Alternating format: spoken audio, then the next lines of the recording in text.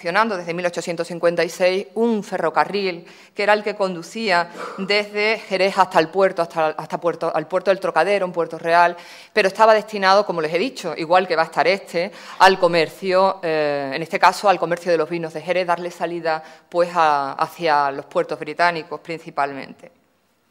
Bien, de esta forma, y sobre todo motivado por el comercio, dará comienzo un proceso que con lentitud y con muchísimas dificultades va a cerrar todo el siglo XIX sin que haya dotado a Andalucía de vía ferroviaria en una parte bastante considerable. Habiendo dejado incluso ciudades como Almería hasta bien tardío, una etapa bien tardía, incluso sin comunicación, sin acceso ferroviario. Almería, pues hasta 1893 aproximadamente no tiene una estación. Para entonces, y al cerrar definitivamente el siglo, es decir, si nosotros vamos con incluso viajeros ya tan adentrados como los de la última década del siglo XIX, si decimos, bueno, ellos quieren recorrer toda Andalucía, para hacerlo transversalmente, tenían que desde Huelva hasta Almería, tenían que hacer hasta 6 inversiones de la marcha natural de lo que era el camino, con un empleo de tiempo muy grande, días y días montados en los ferrocarriles, esperando recorrer un camino transversal que, si ven en los recorridos, van casi en algunas ocasiones obligándoles a deshacerlo en parte. Hasta que se inaugura la primera línea ferroviaria, la forma de viajar más habitual van a ser los carruajes y las mulas. En determinadas zonas incluso va a resultar imposible a lo largo de todo el siglo XIX adentrarse con carruajes. Es decir, cuando en Sevilla está funcionando, quiero explicarle, ya la ruta Sevilla-Córdoba, hay una parte de Andalucía donde no entran nada más que, como en el siglo XVIII, las mulas o los caballos. Y son los casos concretos de las sierras de Alhama, Sierra de la Junquera y la Serranía de Ronda. Por tanto, sí quiero decirles que mientras aparece el ferrocarril y después sobre el ferrocarril se montará sobre ese camino, Andalucía se va a articular sobre un gran camino que sí tiene reformas desiguales, pero que no será un buen camino de viajes tampoco, que es el Gran Camino de Posta Central, que es el que une Madrid con Cádiz, pasando por las ciudades de Sevilla y de Córdoba. Aquí tienen un plano de Andalucía de 1776. Aquí tienen el interior de una de estas calesas.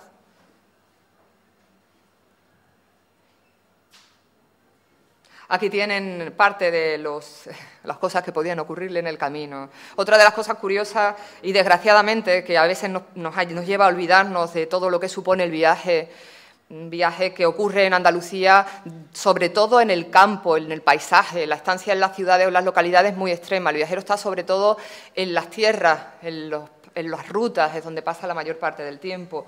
Y sin embargo, carecemos de imágenes de los viajeros o de imágenes de los viajes de Andalucía en esta época, de las cosas que ocurren, de los caminos. Apenas si tenemos viajes, ¿no? Aquí tienen los caminos de postas del siglo XVIII. Concretamente, si miran desde Madrid buscando Cádiz, encontrarán el Gran Camino de Postas con las rutas que empieza en Madrid, Córdoba, ahí ven las rutas principales y que ahora mismo pues le voy a ir marcando.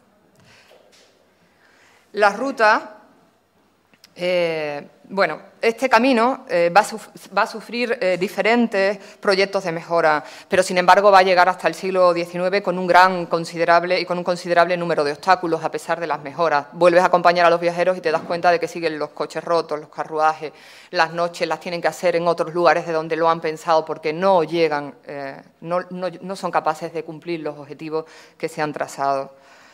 Alrededor de esta ruta central principal se desplegaba pues todo un conjunto viario de diferentes características que recorrían pues a través de caminos y a veces simplemente de veredas una parte considerable de todo el territorio andaluz. Si miran ese camino, el destino final de ese camino de posta es Cádiz. Cádiz es el lugar al que se dirigen o se intentan dirigir los principales caminos de Andalucía, concretamente y más incluso pues desde otras zonas más lejanas a través de veredas intentan llegar hasta Cádiz por una razón, porque era el puerto de Indias, era el puerto comercial más importante del país.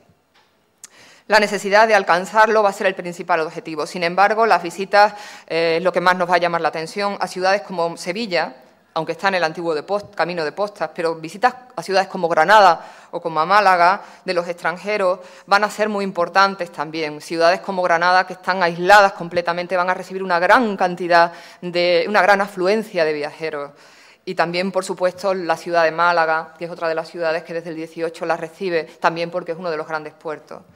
El destino a Cádiz, sin embargo, va a padecer una gran transformación. Ya en el siglo XIX dejará de convertirse en un lugar de interés, aunque no va a perder su ubicación preferente en las nuevas redes de transporte que se enlazan.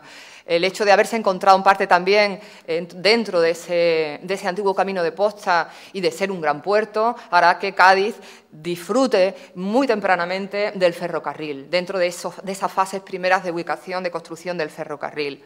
Córdoba es otra de esas ciudades importantes en la afluencia de viajeros, pero Córdoba es muy peculiar. Cuando lees a los viajeros te dan cuenta de que a Córdoba se la encuentran, después vendrán.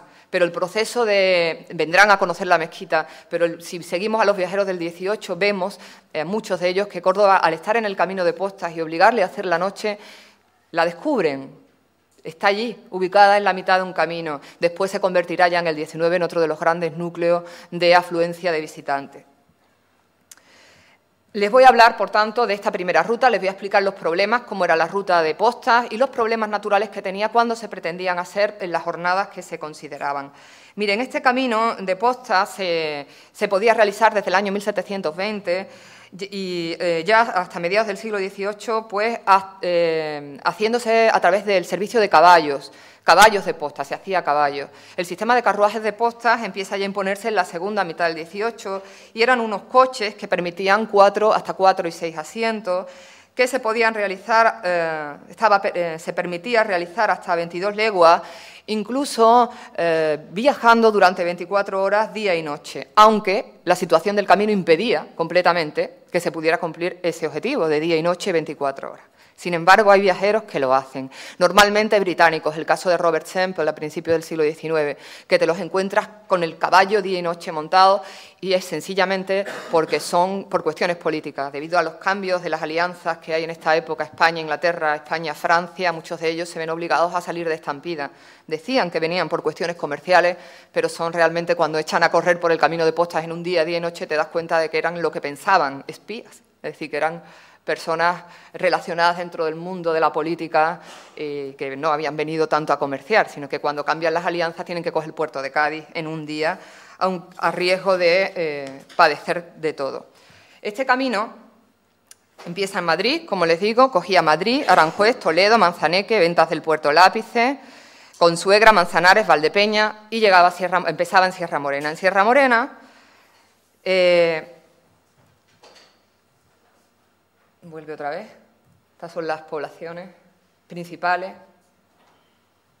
Este es el recorrido que les voy a mencionar. Y aquí tenemos Sierra Morena.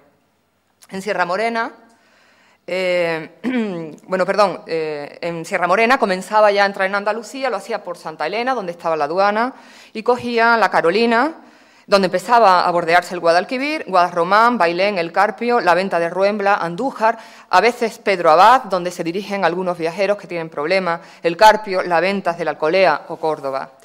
En Córdoba, y ya camino a Sevilla, cogía la Carlota, Écija, la Venta Nueva, Carmona. En Carmona se había, desde Carmona hasta Utrera, construido un ramal en la segunda mitad del siglo XVIII, en esas reformas que hacen los ilustrados, precisamente para que aquel que quisiera llegar a Cádiz no tuviera que perder el tiempo atravesando Sevilla, por lo que Sevilla se aísla. Había que hacer 2 leguas desde Carmona hasta Utrera, saliendo del camino de Utrera y entrar en Sevilla. El que va a Sevilla va porque quiere conocer Sevilla, no había que atravesarla como ocurría en Córdoba. Por lo que, pues, le dejo Sevilla, se abría el ramal y ese ramal conducía hasta Utrera. En Sevilla, Cádiz, esa ruta había 2 posibilidades, la que solían hacer todos, porque en Sevilla ya les informaban del peligro del camino, sobre todo por la delincuencia, era un camino malo de delincuentes, el de Sevilla-Cádiz. Una ruta era sencillamente montarse en un barco en el Guadalquivir que les llevaba hasta Sanlúcar, y la siguiente ruta por tierra, que la cogían muchos a pesar de la peligrosidad, era Sevilla, Utrera, Venta de San Antonio, Fonda de la Borracha, Jerez, Puerto de Santa María y Cádiz. Y a Cádiz se podía llegar por mar hasta Cádiz, perdón, se podía llegar desde el puerto por mar o se podía llegar por tierra, que tenía también un camino a través de Puerto Real. Les voy a hablar ahora de los puntos conflictivos o singulares de este recorrido. En la Carolina, ya habló el profesor ayer, Arsenio Moreno, de las